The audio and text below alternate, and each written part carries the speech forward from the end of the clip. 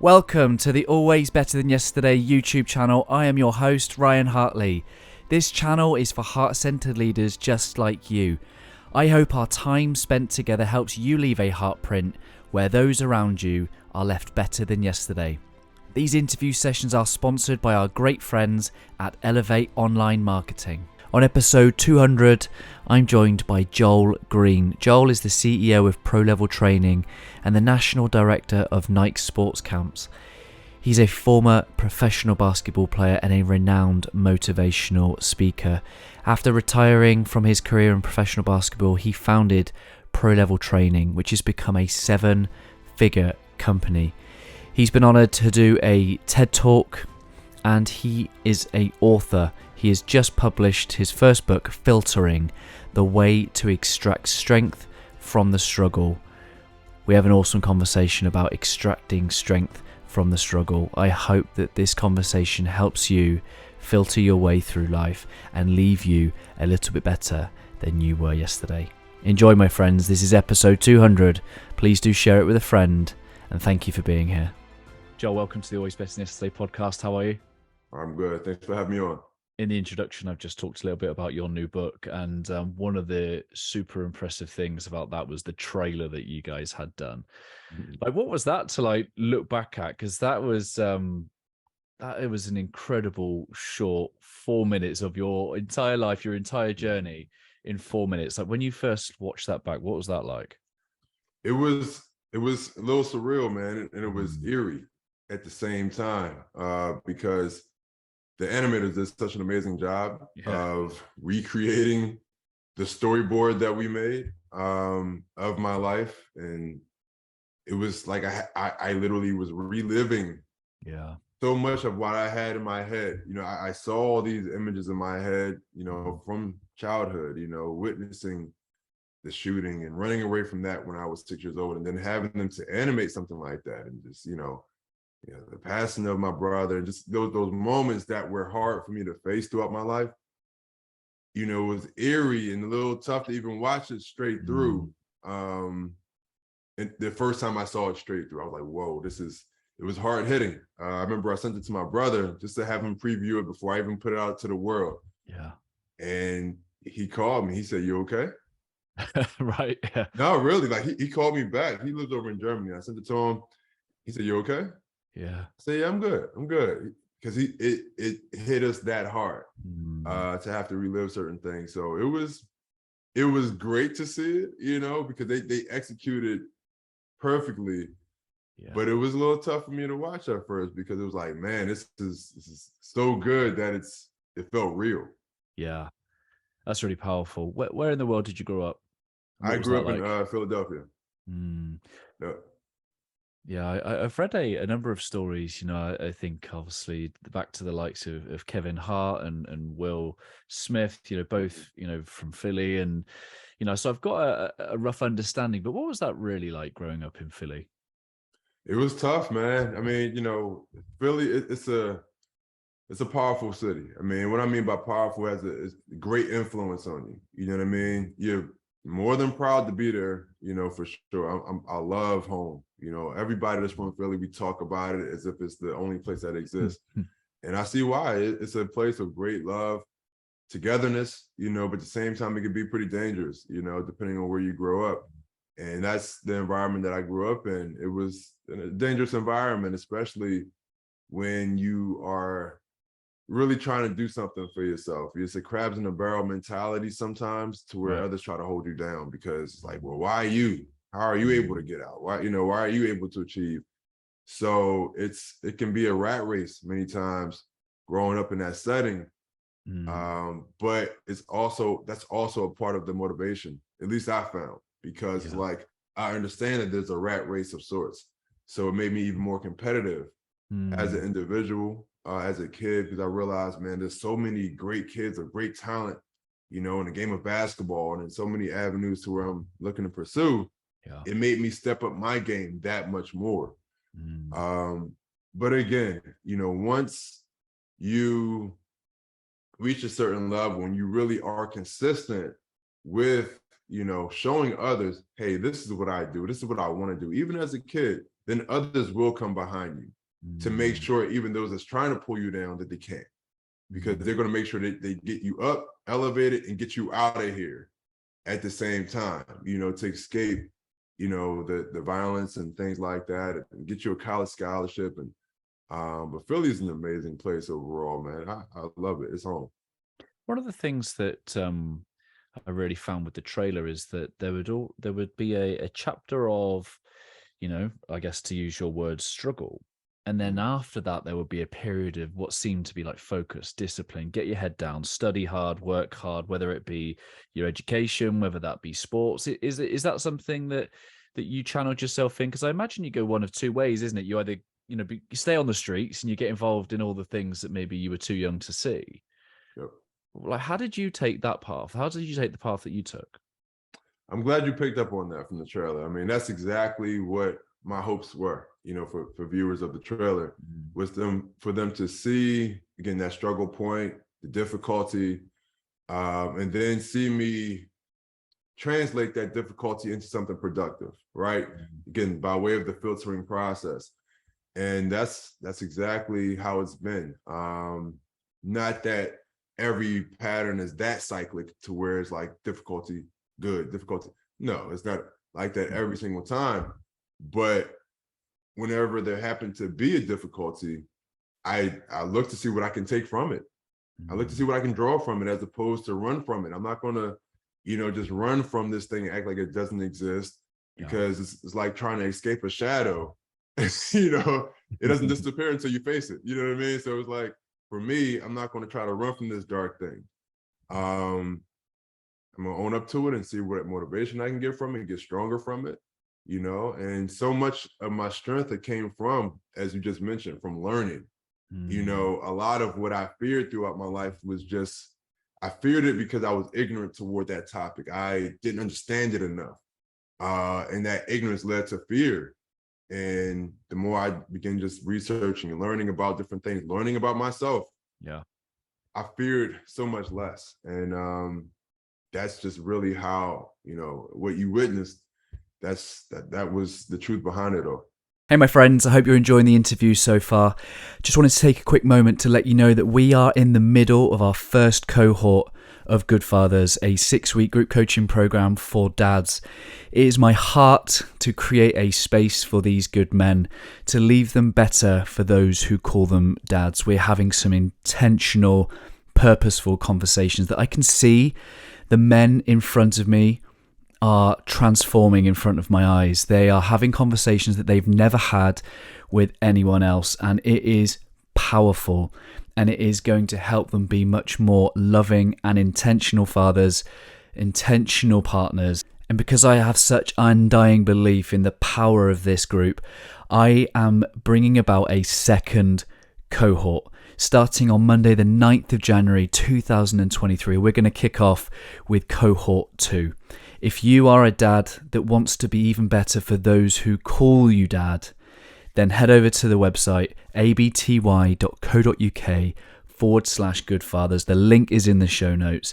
Have a look, and it'd be my honor and privilege to have you come and join us and other good men from around the world as we journey in what it means to be a good father. Here we go. Back to the interview.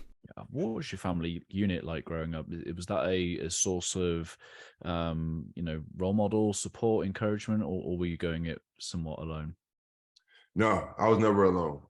Fortunately, I always had my family. No matter whether we were growing up in the hood, in the ghetto, with not as many resources as we would have liked, we were all always together. 6 of us, in the same house. Whether it was growing up in the condemned house, the abandoned house that I lived in for the first 7-8 years of my life, we were always together. My parents at the helm of this thing, making sure me and my 3 siblings were just right-minded, as much as we could be, as far as thinking with a vision, thinking ahead beyond where we currently were, just to let us know, hey, there's something greater out there beyond where you currently are. They would plant so many seeds in us, man. It wasn't even funny, and they were intentional about it. And I do the same thing with my child now, my son, just planting seeds, because I know it's not for me to see them things grow right, those seeds grow right now. It's not about that. It's just my job to plant them and water them.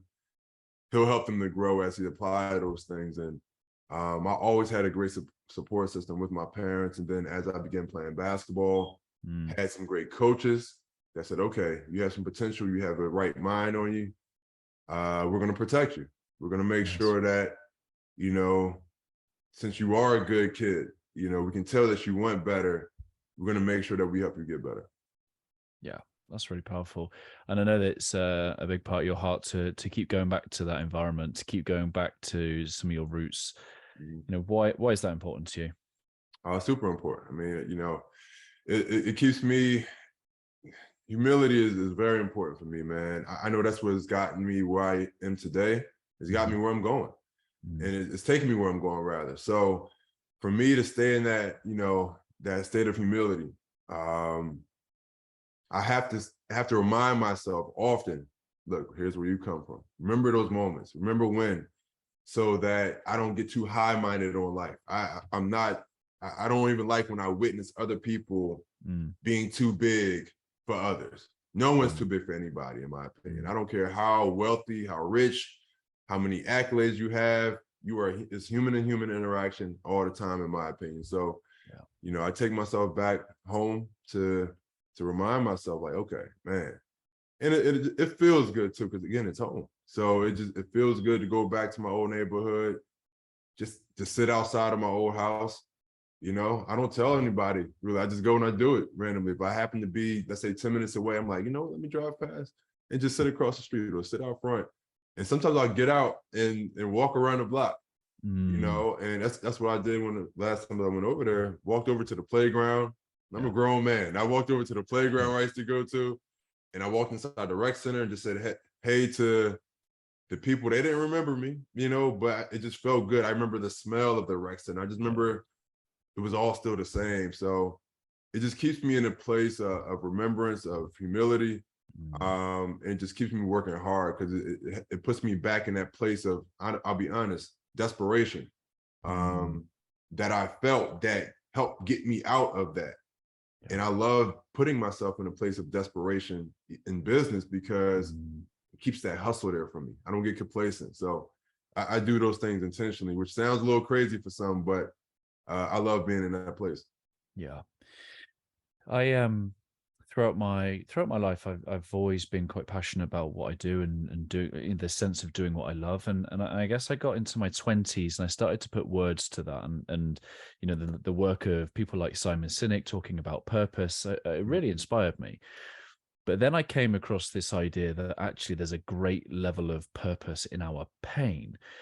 You know, it's nice. It was a nice thing to do, to look at the things I was passionate about, but my real true purpose was hidden in my pain. And when I started to journey around that concept, everything just started to become so much more fulfilling and powerful. I guess, at what point in your journey did, you know, this concept of filtering become, you know, core and center to your mindset? Pretty early. And it's funny you touch on that. That's actually chapter 2 of my book. It's called The Purposes of Our Pain.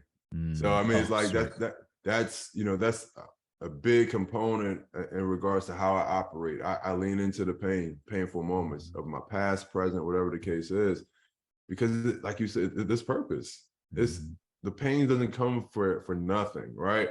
Like there's a reason why it came, why it lasted. And so many times, if we don't find out that reason, that pain keeps coming back again and again and again. You keep asking why. It's because you haven't leaned into it. You keep running from it. You keep trying to medicate that pain, you know, figuratively, and that medication just covers it up for a moment. But it's still there. And it's like, not until you really filter it, you break it down, you try to really realize, like, why does it come? And at the same time, what benefit can I find by trying to dig into this thing to realize why it came? And that's when people become stronger, when they realize, okay, this thing made me feel weak, but now that I realize the reason why it came, I'm gonna become stronger as a result. But again, for me, it came pretty early in life. Again, by way of a few things that I mentioned, you know, just even racial things that I experienced early on. You know, I was chased by the cops when I was 7 years old. I didn't even put this in the book. There's a couple things I didn't even put in the book, but you know, me and my brother and our friends, we were chased, you know, by the cops. We were over there in the park playing, and they chased us around, and they were in their car. We were on feet, you know, on foot, and we were chased by the cops. And you know, just you know, for being, I'll be honest, you know, where we grew up, being young and Black, it was difficult, you know, in the eyes of police officers. Like they'll tell you, hey, you know, so they don't tell another kid, hey, that may not look like us. And you know, I had a knife put out on me when I was 9 years old, you know, by 2 white kids, because I was quote unquote in the wrong neighborhood, and called me the N-word. And I was 9. So I mean, going through those painful experiences like that, it taught me quite a bit. It gave me a level of awareness when it came to life that I didn't realize I needed just yet, but it helped me to grow. It helped me to be ahead of the game as I grew older. And I realized the benefit of those painful situations.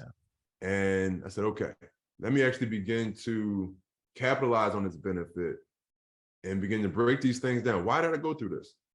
Once I began to ask myself those questions as a teenager, man, I mean it, as a teenager, I began finding motivation and ways to apply, you know, strength from those moments onto the basketball court.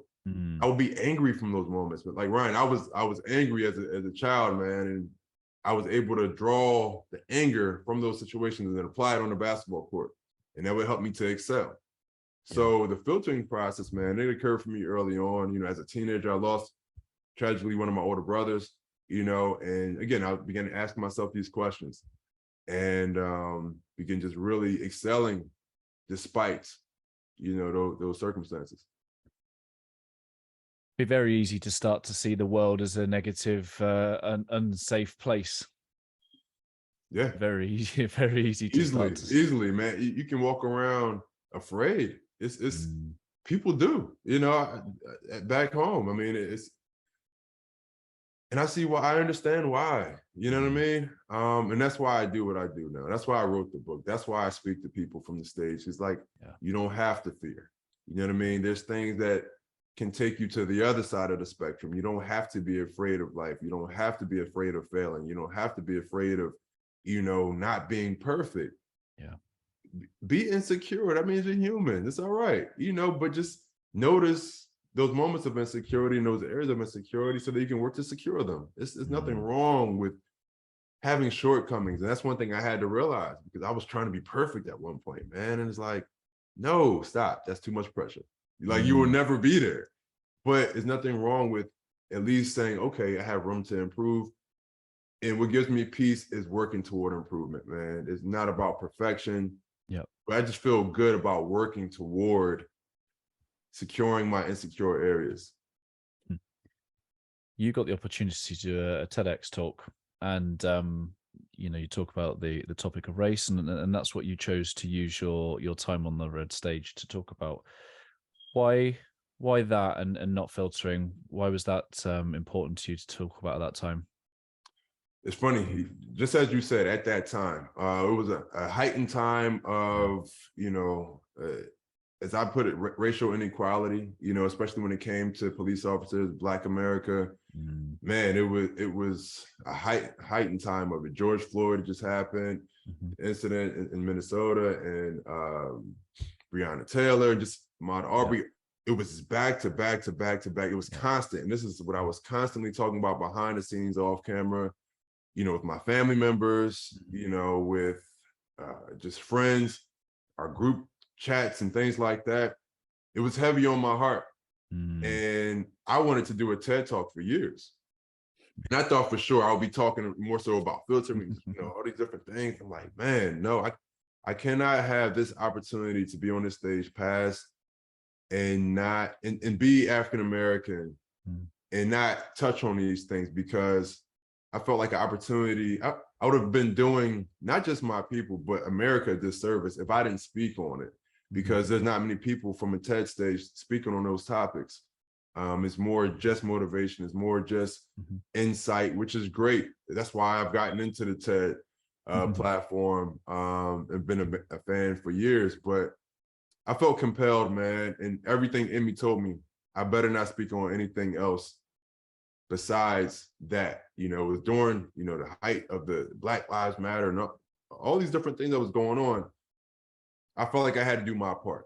And I'm so glad I tackled those things and just was not just bringing up the topics of it, as so many people would bring them up in an enraged and angered way, but here's a solution that we can all use and apply to bring us all together, because we were so divided, man. And it's, you know, still are in so many ways, unfortunately. But I just felt compelled to discuss that topic versus my original plan. Because I presented something to them completely different, right? And by the time all this stuff started happening and then shutdowns occurred and said, okay, you're gonna have to be virtual. I said, okay, I know what I'm going to speak on. Is this okay? They said, we want you to.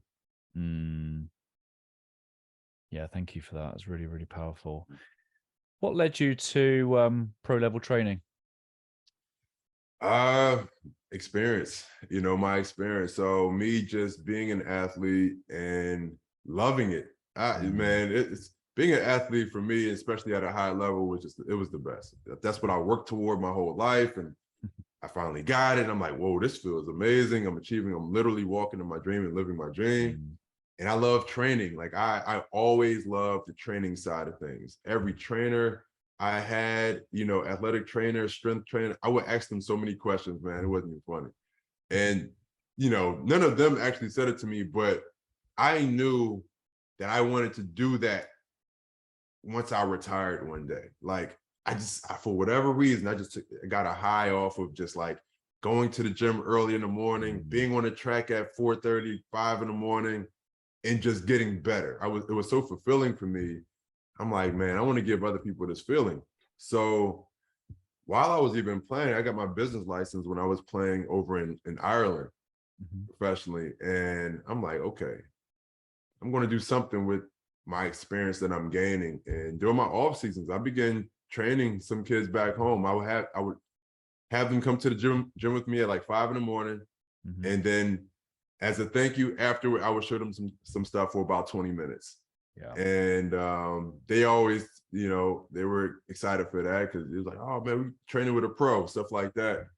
And it turned itself, honestly, into a business. And I would tell them, hey, look, tell a couple of your friends to come next time, you know, and all of a sudden I have a small group, and, you know, the parents would, you know, I would say, all right, cool, $25, nothing much, just, you know, just to make use of my time. And it just organically turned itself into a business by me just literally applying my expertise and giving them a glimpse of what it felt like to be a pro. You know, they weren't there, but I wanted them to feel like what it felt like to be at the pro level. And so again, pro level training, it explains itself. I want to give kids a glimpse of what it takes to get you there. And also what it feels like to actually be there already. You know what I mean? And so with our camps that we have all across the country and in Canada as well, that's what we do, you know, by way of our pro level training, Nike camps. And it's fun, man. I love it. And I get to tap into the kids, you know, minds and mentalities quite a bit. So that's the best part. I mean, I'm no pro level athlete, but a lot of it comes down to the habits, right? And you know, I coach my son. My son's 10, and he's got a soccer team. And you know, we just talk about, you know, some of the pro mindset in terms of, you know, kit's nice and clean, your boots are clean, you're good to go. You've got all the, you know, you take responsibility for your kit, your body. You sleep well the night before. So we're just trying to install these little kind of habits to get them to think. But you're the expert, my friend. Like, so what might the habits of a pro level athlete look like? Again, just whatever the habits that you have, right? Consistency. Like if you have, you know, a habit of doing this and that toward getting better at your sport, okay, be consistent with it. So that's what I teach my son is 9, right? So same age range, you know, and that's what I teach him. Okay, you tell me if you want to get better at this, here's what you got to do. All right, good job. Now do it again, right? And okay, you did it again. Great. Now do it again. And it's just, you know, keeping him consistent with it and saying, okay, I know you enjoy the video games, but you tell me you want to do better next game that you did the last game. okay, here's what you gotta do before you pick up the controller. Here's what you gotta do after your homework or some things like that. So that's what I teach, kids and honestly adults that I work with as well. It's the consistency. If you want this thing to be on autopilot for you, you want it to be automated for you, you just got to be so consistent with building this thing to where you can literally do it with your eyes closed. And I've told my son the story to where my trainer had me shooting free throws every day, with my eyes closed. And we would have the first 20 minutes be in the dark. And he said, okay, I'll have them turn the lights on, after in about 20 minutes. So I'm like, all right, cool, no problem. And I said, it's just, I did it so consistently to where I knew I can do this with my eyes closed. And that's where I try to get people to the point to where it's not just that more so, but just being consistent, man, to where you don't have anxiety or fear toward your performance. Or toward your potential. Like, you'll do well in some facet of the game. You may be hot in this facet, it may be cold tonight here, but you know that no matter what, at least your effort will be there because your effort is so consistent toward just building what you do. So that's the main thing, man. That's the secret sauce is really just doing what you do, but just do it consistently. The ones that we see stand out are the most consistent people. I interviewed a chap a few months back. He wrote a book called Men Are From Mars, Women Are From Venus, one of the most popular books of the 90s. And he said that, the biology of a man is obviously to have more testosterone. And what he says is that men are at their best when they're, when they're struggling, effectively when they're working hard, doing what is difficult. The chase, the go and pursue stuff, right? As we would have done in our cave days.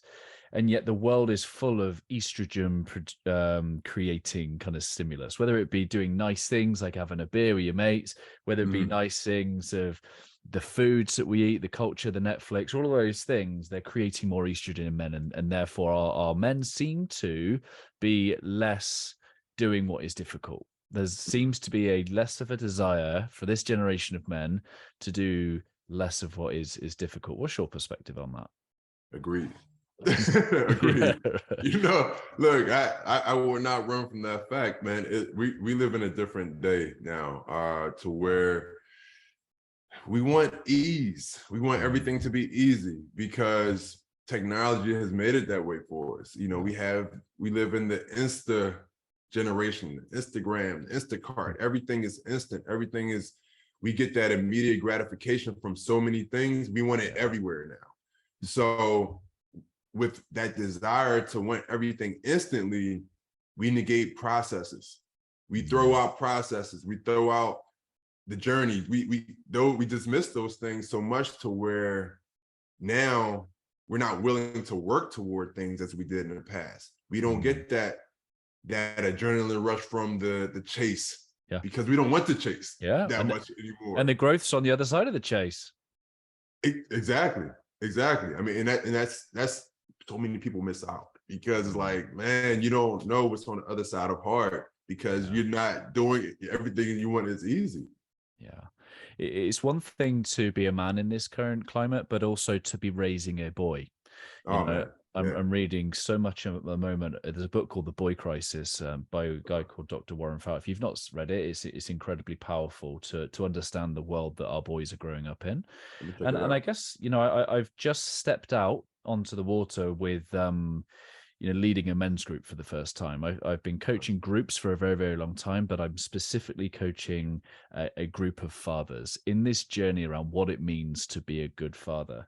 And I'd just love to know from your perspective, what does it mean to be a good father? And what are some of the values that you'd love to instill in your son?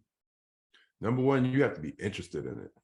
You know what I mean? Like, I know that sounds super basic. Like, it almost sounds duh. Like, of course, no, but you have to be interested in fatherhood and in building and instilling qualities on purpose. Right? Like intentional. And for me, that's who I am in a nutshell. I'm so intentional about instilling things into my son, and he knows it at this facet now. He literally knows last year before, school, we went over, again, you can definitely relate as far as reading and comprehension. So that was what he was doing a whole lot of in third grade, and still doing it more so now in fourth grade. But I developed quote cards, right? Some were my own quotes, some were just Bruce Lee quotes. He loves kung fu and things like that. So, mine, bending and expanding quotes. Every morning in the car before school, he had to read the quote and tell me what he thinks it meant. And I wanted to hear his philosophy. I wanted to hear how he comprehended things when it comes to life. I wanted to hear how he views the world, right? So with that right there, I'm helping to build his mindset. Yeah. Right. And I love doing things like that for him. Yeah.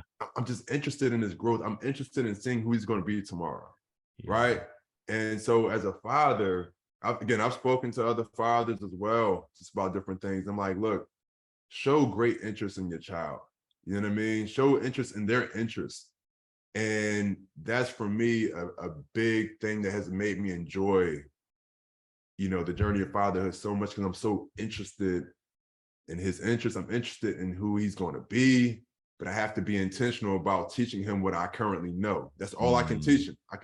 I'm just trying to give him what I know in moderation to where he can handle it. Yeah. And that's, if I can give anybody any tips on fatherhood, I would just say, give them what you know in moderation and be really interested in their interests.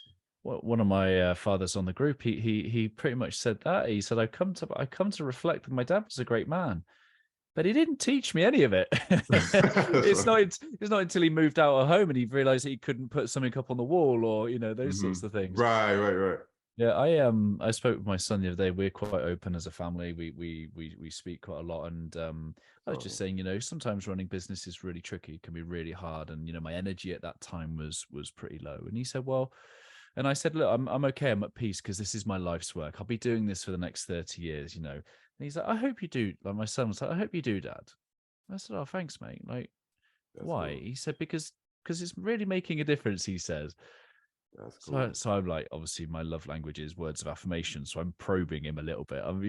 Tell me what you love. And I said to him, I said, well, what impact do you think it makes then? And he looked around and he just said, I think you're going to make a difference to the next generation. Wow. I'm like, he gets it. He gets it. And I guess that's kind of what I'm saying is, your son at 9, mine at 10, they soak this up, they get it. And it's not from the outside, like I'm trying to discipline my son in a way of thinking and acting. Right. Because a lot of it comes to be about his own expression of his own thoughts. Exactly.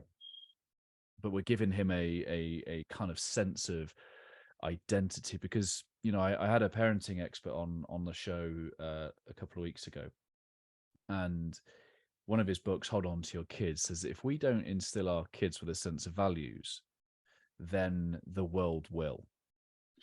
Man, and that's scary. Right, that's scary. And the cultural values then become the cost of their acceptance, which is even more scary. That's deep. Yeah, that's a scary thought, man. I mean, it's, if you feel like you know better, it's like, you got to teach them. You got to teach them what you know, and that's one thing too. I forget who it was that asked me. This was probably over a year ago.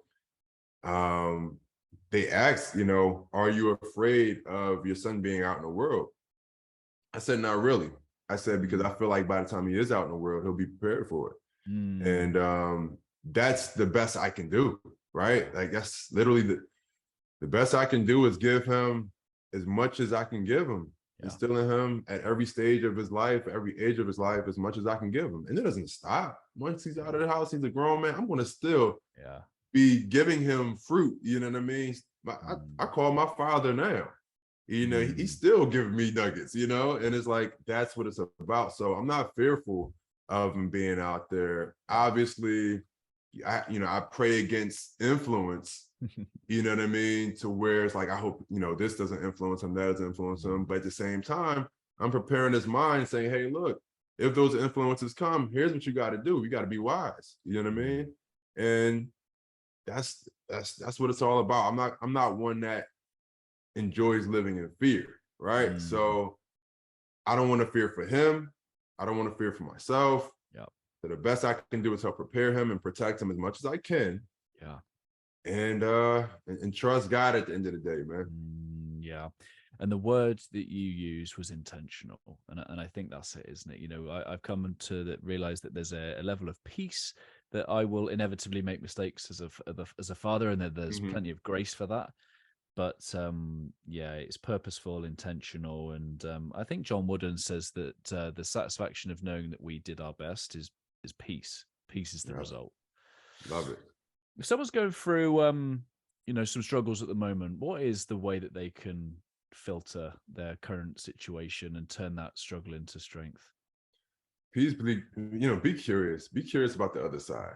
You know, that's one thing that doesn't intrigue people enough. Yeah. It's another side to difficulty. It's always another side of difficulty. And I know it's easy to say, but you got to be aware of it. You really have to be aware that, number one, where you currently are is not going to last forever. It's really not. It hasn't come to stay. It's come to pass. It's come to leave.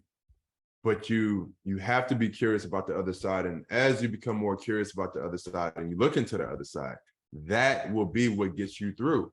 That's what will get you to the other side, because your focus will be more on the improvement of that difficulty versus the difficulty in itself. But when we're so focused and just in the moment of the difficulty, instead of, again, filtering it, breaking it down to, again, extract some type of strength or intelligence or wisdom from what we're going through, you'll keep going through that same situation. On one side of that situation is going to likely be the difficult side of it. So, you know, I would tell them to be curious about the other side, because it exists. And you have a choice to entertain that other side or stay exactly where you are amidst the difficulty. But I promise you, with strength within that difficulty, you gotta lean into it and look into it. Yeah. Yeah, I love that. There's a lot of anxiety in our young kids at the moment, you know, whether it be because of the fear through the world and the social media usage and all sorts of things in between. But what sort of transformations do you see when they come to your sports camps? Man, major. Again, it's that inner confidence it's hard to even explain the inner confidence that these kids have. And I mean, over the period of a week. Yeah. You know, from Monday to Friday, we, you know, depending on the camp, and I've had, let's say, one of my basketball camps, we do a number of sports, but let's say one of my basketball camps last year, we ran, and we had the kids on day one do 100 jumping jacks, right? And they were like, oh, man, by the end of the, oh my goodness, that's so many. You see kids literally on the floor afterward. I'm like, get up, you know. And my coaches, they know me by now as a director. They know there's more coming, right? So just to fast forward a little bit, by Wednesday, they're doing 300. And by Friday, they're doing 500 jumping jacks.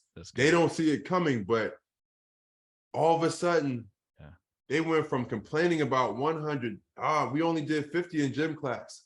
You know, this is not gym class, right? Like, you're here to get better. We're going to help you get better. And I tell them by Friday, and when we have our commencement with the parents, I let them know it wasn't about the jumping jacks at all.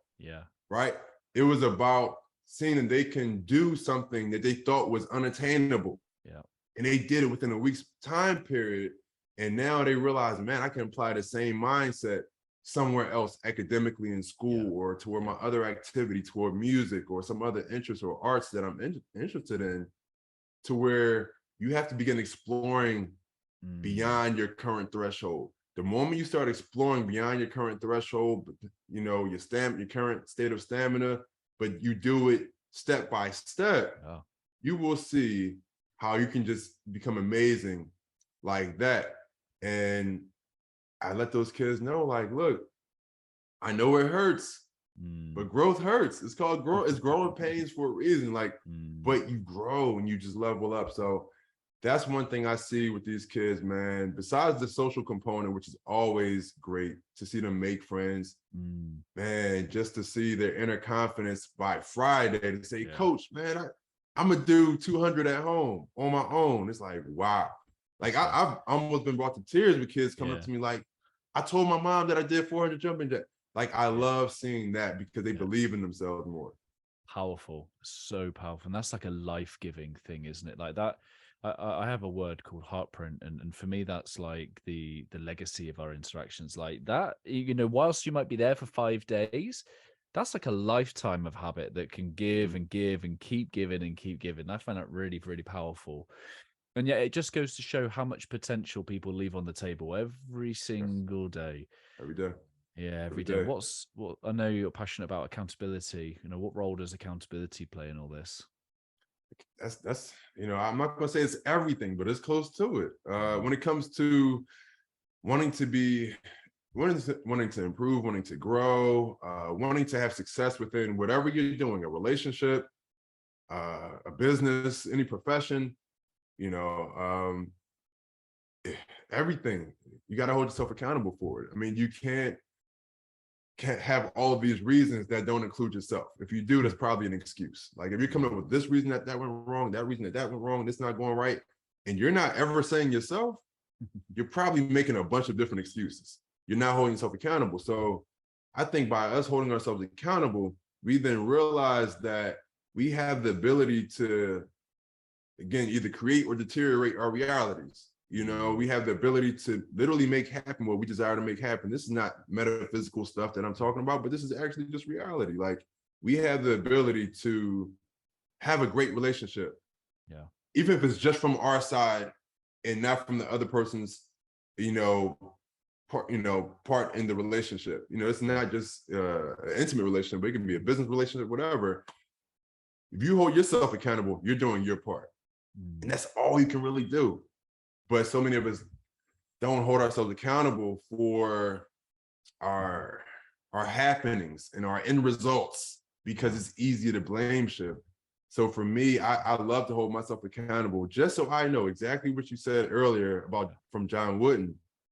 I love to know that I'm just doing my absolute best, pretty much, right? Yeah. Like, and that comes by way of holding myself accountable. And if I come up short, hey, so be it. I did my best. Yeah. And I'm just going to now make an adjustment to do my best again. Yeah, I have some funny thoughts every now and again. And one of the things I've been kind of thinking about for the last year or so is this idea that we are the only species on this planet that can go to the grave having not reached our potential. Right. Like, the animal kingdom is just the animal kingdom. Yeah, right. Right. Right. But that's the bridge of accountability, isn't it? I think for me, accountability is that, do I run on autopilot, or do I come and see what I'm capable of? Man. I mean, that's okay. One of the scariest things about life is being on autopilot. Outside of without having your hands on the steering wheel of that plane or that vehicle of life, because now someone else or something else is running your life and putting you on autopilot. Just put a battery pack in your back and they just, all right, go. And you don't realize it until 40 years later, like, man, I haven't done anything that I am interested in doing, or I haven't done things that I used to be interested in as a kid. And I just let it get out, get lost in the world because I'm just so tied up with all this life. It's scary when you think. I've talked to people and it's like, they'll give me insight, say, look, no, do what you want to do. Pursue the things that you feel like you can have an impact and an influence. And I'm like, all right, cool. Thank you so much. And I heard the regret in their voice. I'm like, I don't want that. I don't want to have life be so consuming to where it swallows me up. And I'll look back a decade later or even a year later and say, man, why didn't I pursue this or that? Why didn't I make that move to just connect with this person that I wanted to connect with? Or, I don't like regret, man. It can punch you in the face. Like, it can be really painful. Well, that's where the sleepless nights come from, isn't it? And so someone once said, when you take responsibility, you improve your ability to respond. And I was like, I love that. I love it. And it's fun. Like a literally small portion, not even a full sub chapter or anything, but I talk about having, response ability, just having the ability to respond. So it's like, I love that because I'm big on not, I did talk about this in the book, reacting versus responding. And I'm just big on responding more to life as opposed to reacting, because then I'm acting in accordance to whatever external stimulus had done or person had done. And they're controlling me at that point. I think what you've just described there is self-leadership. You Absolutely. know, if I'm just reacting, then I'm not assuming any self-leadership. Whereas if I'm taking the time to be able to lead myself, then I'm going to lead us in whatever situation, hopefully to a higher degree of outcome. Like, how do you, if you were to take back, because that's huge with your sporting career, you know, that ability to lead yourself. You can't just rely on all your coaches to extract your potential. There's a huge amount of, you know, that self-discipline that you talk about. How do you, here's where I want to go with it. How do you see that those self-leadership skills that you've developed in your core sporting career, how does that flow through the rest of life, through business, through life, having started in sport, but where does it flow? Everywhere. You know, the fact that I played a sport for over 20 years of my life, you know, I've been in basketball more than I've been out of basketball, in sports more than I've been out of sports. It's become my makeup. It's my DNA at this point. It's taken over the strands of my DNA, you know, and so just so much of the mentality that I gained, again, the accountability that I gained, because again, like you said, I can't rely on my coach to wake me up during the off season when I'm nowhere near him. You know, I have to hold myself accountable and saying, okay, I'm going to take care of business during this off season of 2 to 3 months and get back to that coach and be better by that time. That's when I had to be most disciplined, you know, in college and in high school, and definitely as a pro, because you don't have anybody checking up on you as a pro, you know, outside of the people that you may hire, like your trainers or something like that. It's all on you. You're not living with your parents, really. You know, it's like you have to wake yourself up, get yourself to the track, get yourself to the weight room, to the gym, and to the fields and things like that. And so for me now, in all of my teachings, again, you know, I'm a father first before anything else. And so with my son, he knows what one more means for me. Like I had something I went through in college where my coaches always say, all right, one more. We were done all our reps. All right, guys, one more. We're like, oh, man, one more. Yeah. He would tell us 10 and we end up doing 17 because that ended up being our threshold. He made us find our threshold where we couldn't go anymore, right? And, you know, Kobe Bryant, I was fortunate to have a conversation with him for about 30 minutes one day. He told me I had to be willing to see black. You know, when I was going after anything, I'm like, it sounded scary, but I get it. And I teach other people the same way, as far as like, in the ways of safety, to where like, if you're pursuing anything, you gotta test your boundaries a little bit. If you want to be your greatest, like if anybody ever comes to me and expresses they want me to help them be their greatest, I say no more, I got you. I'm going to take you to your wit's end. We may have tears together. We're going to laugh, but you may cry every once in a while. I get it.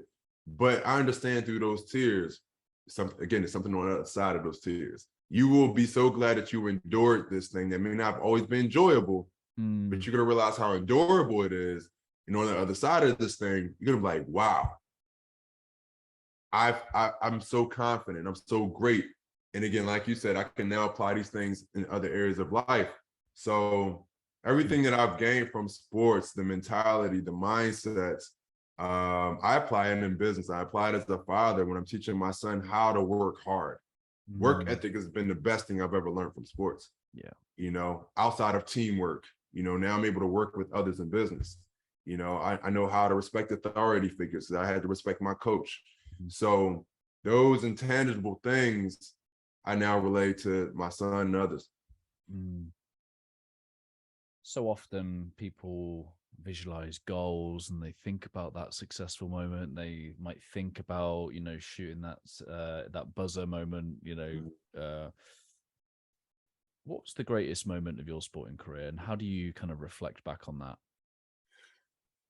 I've had some great ones. 2005, 2006, actually. I won back-to-back national championships in college, but I did it at two different schools. So I was at this school, won a national championship. I transferred to be closer to home to another school and actually pulled it off again and won another national championship, but with a different team. Yeah. That second one, it was so gratifying. That was the coach that taught me that whole one more mentality. Yeah. He broke me down, man.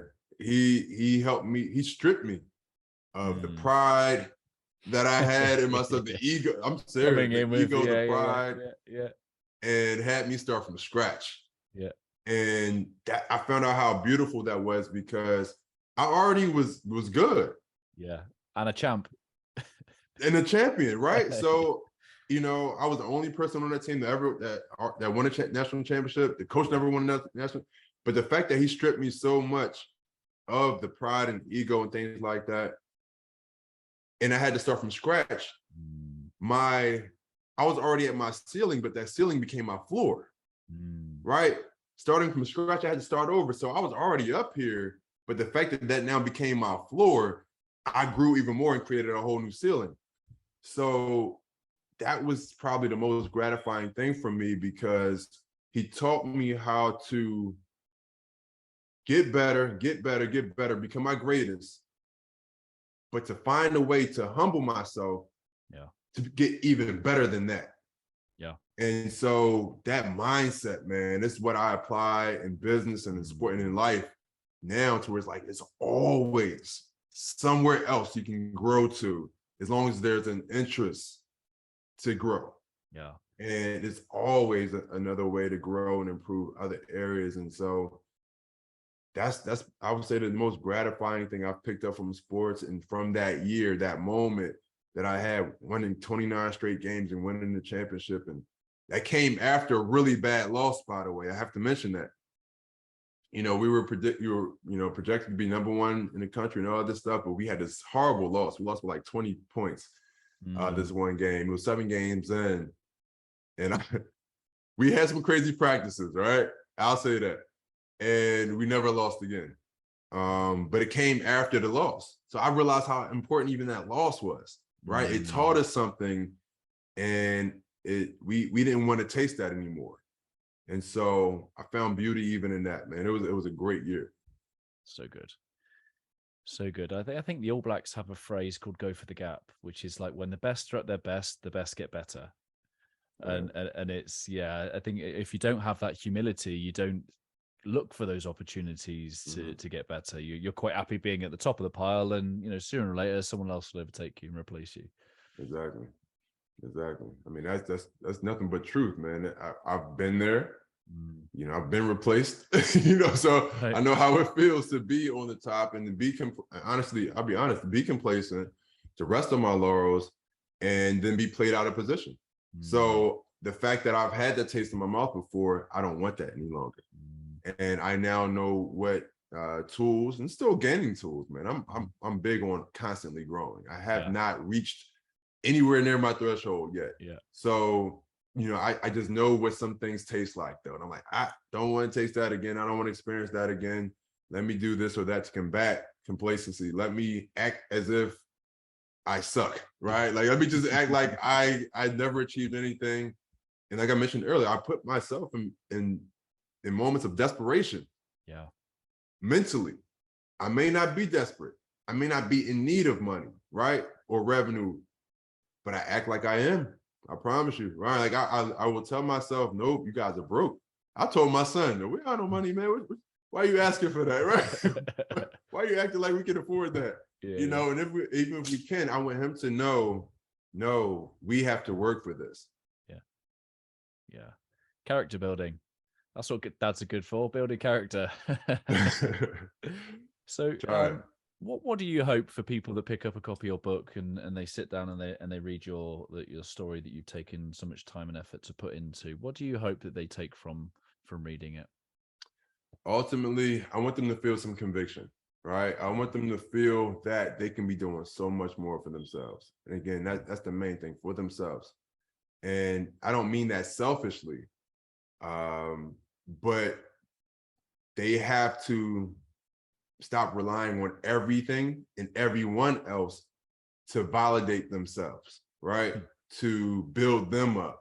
When you have the ability to validate and to build yourself up, you have the ability to become your own therapist. Nothing wrong with going to therapy, but again, that therapist doesn't live with you, right? What about those moments to where you have to handle things on your own? So with this book, with filtering, with the whole method of filtering and being able to, again, extract strength from struggle, I want people to be able to pick up on that ability to have this protocol in place for themselves, to be able to grow in moments that once used to break them down. Now seeing that opportunity that was once a burden, now seeing that opportunity as a boost. Say, okay, no, this is actually a great thing that I'm going through right now. Here's how I'm not going to just get through this thing. I'm going to propel to the other side of this thing. So that's my hopes, my prayers for those that read this book. I've been getting amazing feedback so far, man. It's been so gratifying just to hear how it's helping people out already. So that's my hope for everyone. Yeah, love that. Picking up on the word I used earlier, heartprint. What so heartprint is the legacy of our interactions with people, and I think we are either leaving people better than we found them or not, and we're always making an impact, whether that be conscious or unconscious. And you're putting so much good out into the world, and I just wonder what you think your heartprint, what your legacy will be. Perspective.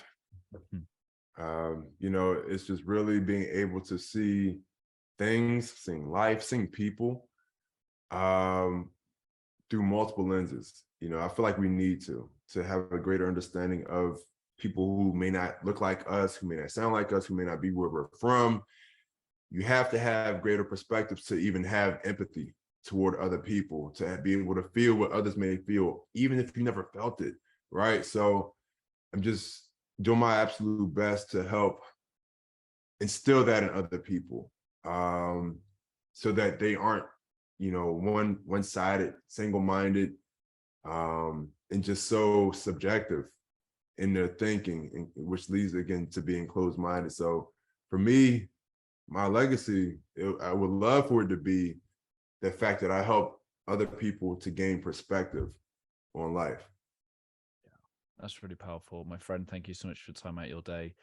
I'd be honored if you'd leave us a final thought from your good self. Thanks, man. I appreciate it, man. If I can leave, you guys with one final thing. I would just help put people in a mindset of realizing, we talk about difficulty a lot in this conversation. I feel like I can talk to you for hours, man. But we talked about difficulty a lot. I want for people to realize all the difficulties, all the bad stuff. It's not all meant to be fixed, as crazy as that sounds. We're not here existing to fix all of these bad and difficult things. The bad and difficult things are here to actually fix us, to help improve us, to help refine us. And if you see that life allows all this difficulty, whatever your religion may be, your beliefs may be, all of these bad things are allowed so that your faith can be increased to believe in whoever you believe in. So realize the bad stuff isn't here to be removed. But if we just allow for these things to work in our benefit, then life would hit a little bit hard, less hard. It won't hit us as hard as it once did, because we're seeing things from a different perspective. So if that can help one person that's hearing this thing right now, or more, that would be great. Because I will tell you that changed so much for me once I began seeing life from that angle and not complaining so much about all this bad stuff. Oh, this happened, my boss did this. It changed me dramatically. My friend, I love that. Thank you so much for your time, my brother. No problem. Thanks, Ryan. I appreciate it. Thank you for making it to the end of the interview here on YouTube. I hope that our time spent together has left you a little bit better than before you push play. Before you go anywhere, please leave a comment down below, some of your key reflections, your key takeaways. I love hearing from you and what this conversation has inspired in you. Let me know what you're going to do as a result of this conversation. I will be back next Wednesday where I will share another inspiring guest. To make sure that you don't miss that, please do subscribe, hit the bell, and you will be notified as soon as it goes live. If you're curious to know how I, through Always Better Than Yesterday, can serve you, your team, your organization, please do visit alwaysbetterthanyesterday.com, and it will be my honor and privilege to help you in any way I can. Keep leading, my friends. I've been Ryan Hartley, host of the Always Better Than Yesterday podcast here on YouTube. Always love.